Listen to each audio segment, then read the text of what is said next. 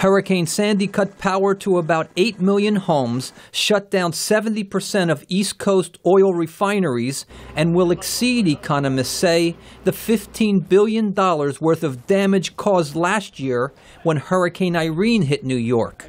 New York State Governor Andrew Cuomo said his state must adapt to the reality of more frequent extreme weather events.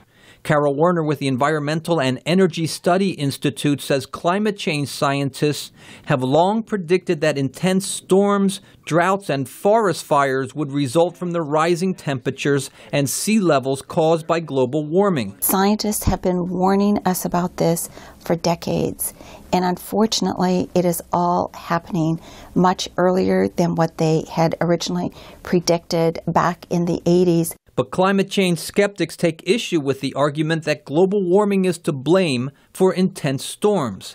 Patrick Michaels with the Cato Institute says New York has just been unlucky. It was the moon's fault. This storm hit at full moon, which raises the tide there a couple of feet. So the storm set a record. If it had occurred at any other time in the lunar cycle, that wouldn't have happened. Climate change believers and skeptics agree that plans for coastal and low-lying areas must adapt to rising sea levels. But there is still no consensus to mandate the reduction of carbon fuel emissions to mitigate the effects of global warming.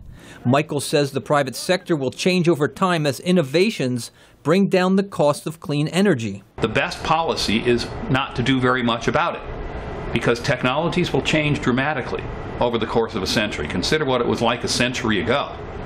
You know, what's nuclear power? What's this box I have in my pocket that can access all the information in the world? Werner says the government needs to lead on the issue. Yes, the private sector is critical in terms of investment, but the private sector will also tell you, industry after industry will say, we need government leadership, we need certainty in terms of policy. That is the most critical thing to enable us to truly move forward. She says the lesson of Hurricane Sandy is that the cost of doing nothing is rising. Brian Padden, VOA News.